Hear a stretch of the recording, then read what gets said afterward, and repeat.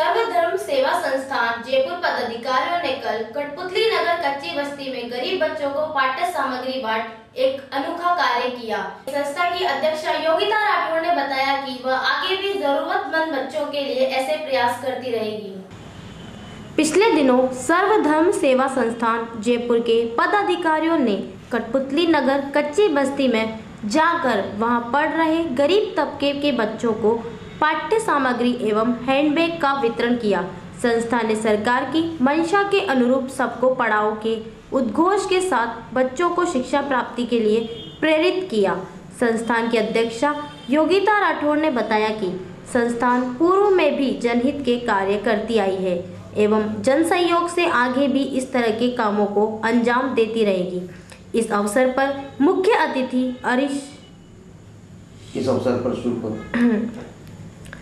इस अवसर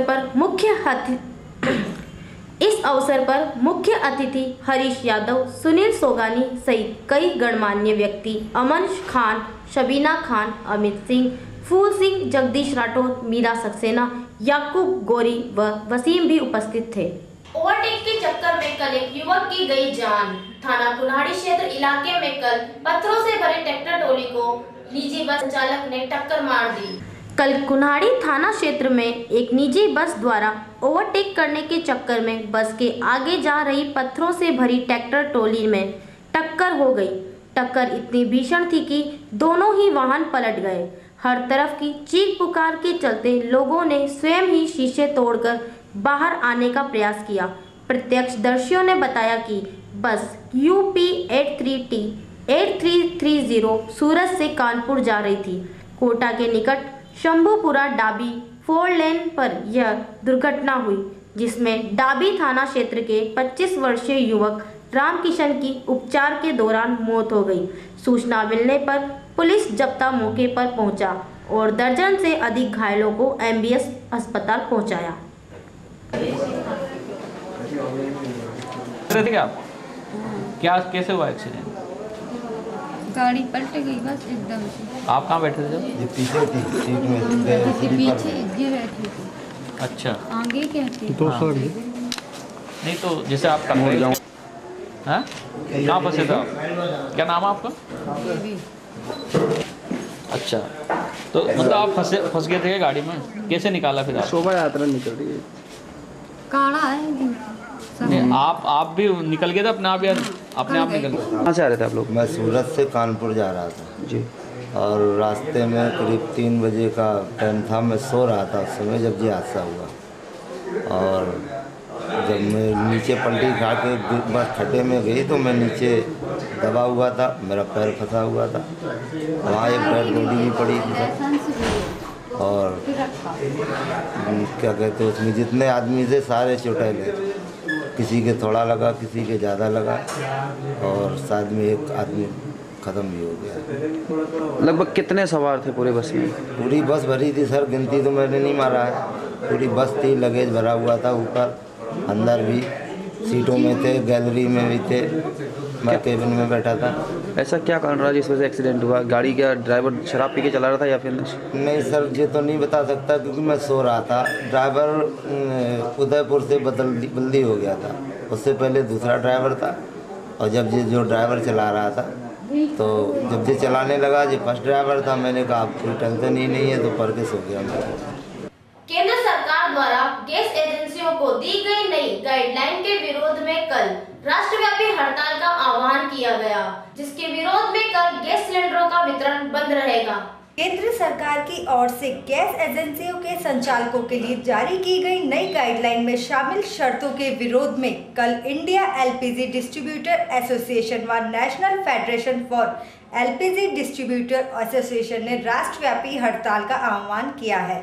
इसके चलते कल से गैस एजेंसियों द्वारा सिलेंडरों का वितरण नहीं हो सकेगा।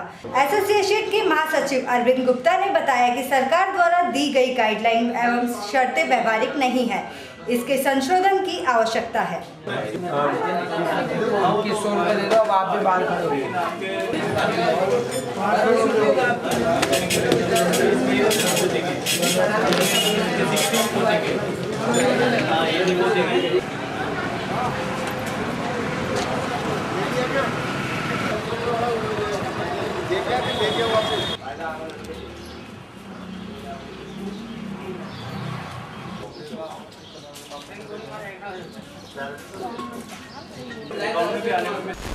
राष्ट्रीय चैनलों पर पिछले 2-3 दिन से प्रसारित किया जा रहा है।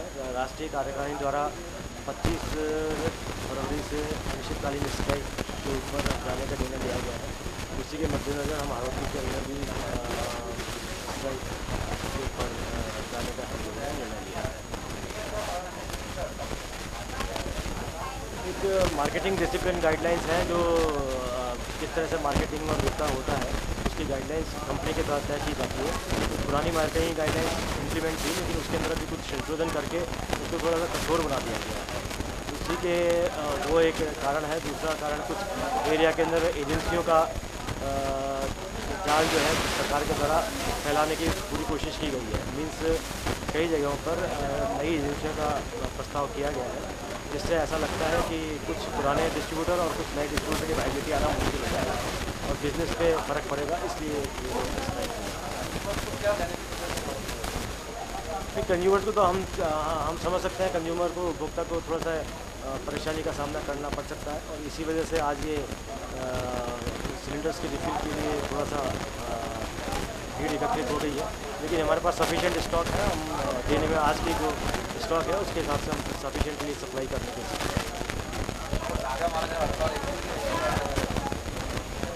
मुझे तो मुझसे पूरी विश्वास है कि सरकार और ऑयल कंपनियां इस पर ध्यान देंगी और शाम तक कुछ नतीजा निकलने की पूरी संभावना है।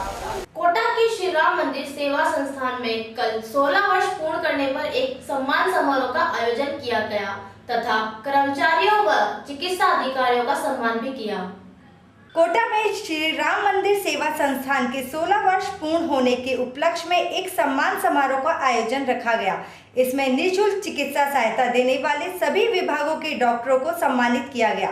कार्यक्रम के मुख्य अतिथि उत्तर विधायक श्री प्रहलाद गुंजल का सम्मान समारोह से पूर्व दवाओं से तोला गया और उन दवाओं का निसहाय व निर्धन लोगों में वितरण किया गया। 10 बार बोल सकते हैं, 10 बार। हो गया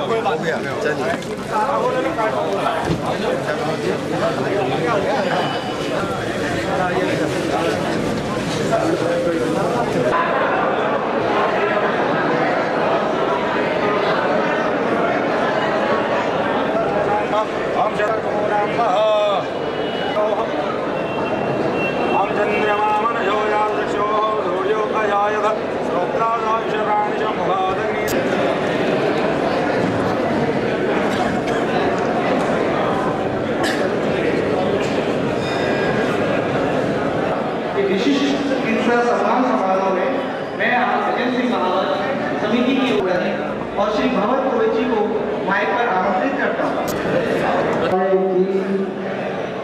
जनक सुता जग जननी करुणा निधान की आगे जो जासु कृपा निर्मल कोई राम कृपा बिन सुलभाता तब तज दोष को नहीं मन राता सत संगति महाराज की परिचय कराना चाहता हूँ। वैसे तो आप जानते ही हैं कि हमारे मुख्य अतिथि श्री प्रहलाद जी गुंजल जी जो विधायक उत्तर क्षेत्र से जी को मंच पर आमंत्रित करवाती हुए उनका माल्यार्पण का स्वागत है।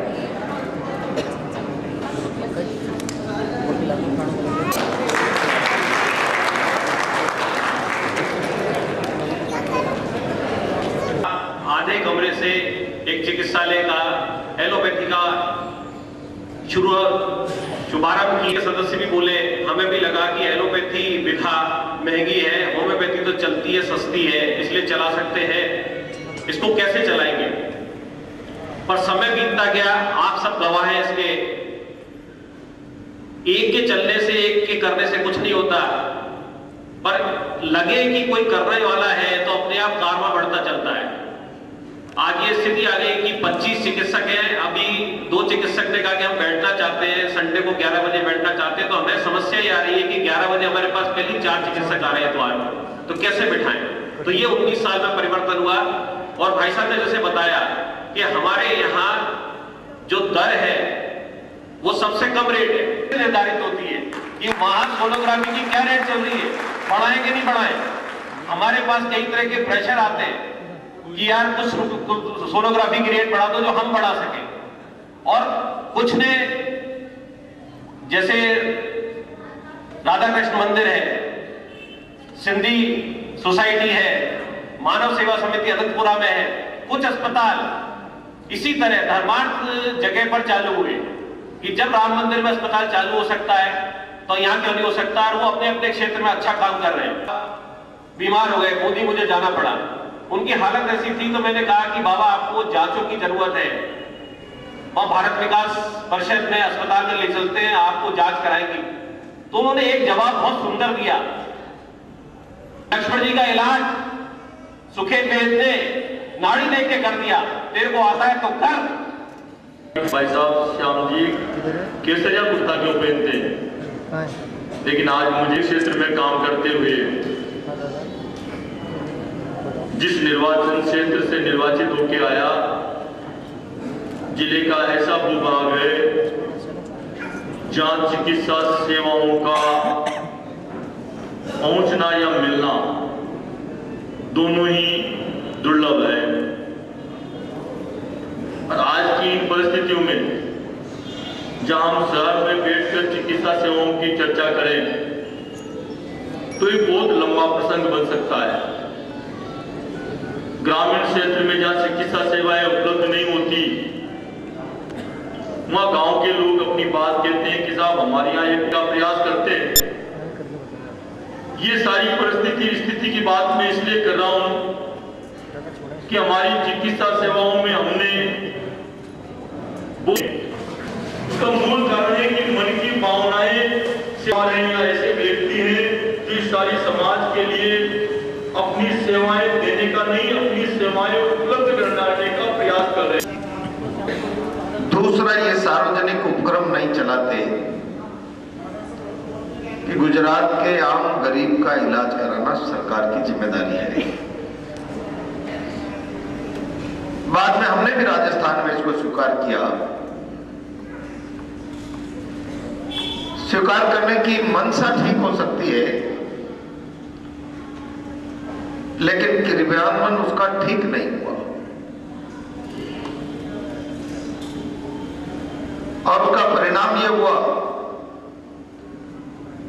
राजस्थान में जब सरकारी अस्पतालों में निःशुल्क दवा और इलाज प्रारंभ किया तो मन में एक कल्पना थी कि वो गरीब आदमी जिसको सरकारी चिकित्सा पर से विश्वास उठ रहा है, उस आदमी का भरोसा पैदा होगा।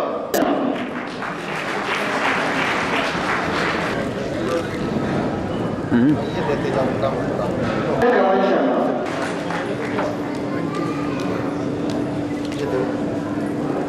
डॉक्टर पंकज खंडेलवाल,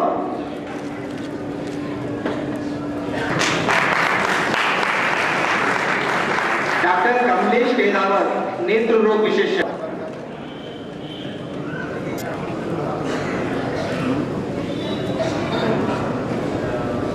सम्मान लेने के लिए उनके पिताजी आ रहे हैं।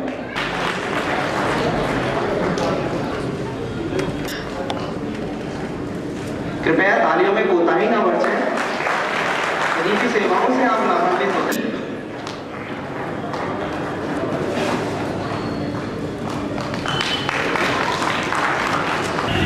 श्री राम मंदिर धर्मार्थ चिकित्सालय पिछले 19 वर्ष से कोटा के अंदर चालू किया था, एक सिंगल चिकित्सक से।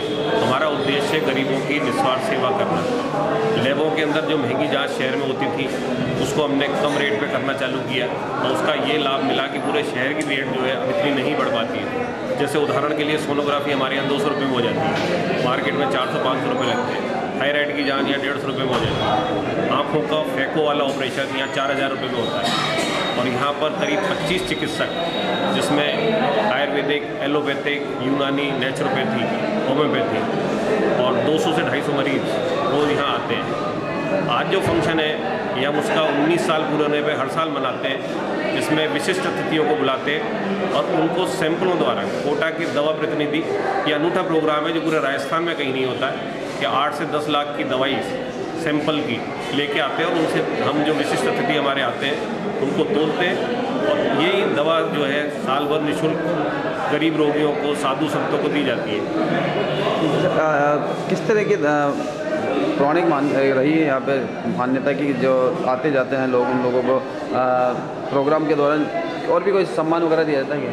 हाँ जी, ये आपने अच्छा सवाल किया है कि जितने यही नहीं जो इसमें अस्पताल में 25-26 चिकित्सक काम कर रहे हैं उनको सम्मानित करते ही हैं, लेकिन शहर में जो चिकित्सा संस्थान हैं या क्लब्स हैं या सोसाइटी हैं जो चिकित्सा क्षेत्र में विभिन्न कैंप लगाती हैं, ब्लड डोनेशन कैंप लगाती हैं, ब्लड डोनेट करने वाले हैं, जैसे एक हमारे जो आज सम्मानित होंगे उसमें वो 42 यूनिट अभी तक दे चुके हैं अपने 35 साल की उम्र में, और वो कहते हैं कि मैं 100 से ऊपर दूंगा। हर 3 महीने में वो दे देते हैं, कई बार तो वो 2.5 महीने में दे देते हैं जबकि देना नहीं चाहिए। तो इस तरह से उनको भी हम सम्मानित करते हैं, संस्थानों को, और जो चिकित्सा क्षेत्र के अंदर सराहनीय काम हाड़ौती क्षेत्र में कर रही हैं। नाम और पद बता दें। Doctor Sudhir Upadhyay, physician.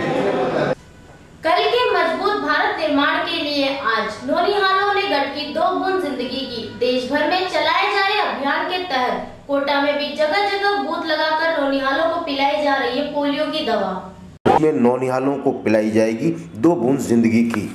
देश भर में चलाए जा रहे पोलियो उन्मूलन अभियान के तहत आज कोटा जिले में भी जगह जगह बूथ लगाकर पोलियो की दवा पिलाई जा रही है। लोगों में आई जागरूकता के चलते अब स्वयं लोग पोलियो बूथ पर आकर अपने नन्हे मुन्नों को दवा पिलवा रहे हैं। पूरा जिला प्रशासन अमला इस बात पर मुस्तैद है कि कहीं भी कोई बच्चा इस दवा से महरूम ना रह जाए।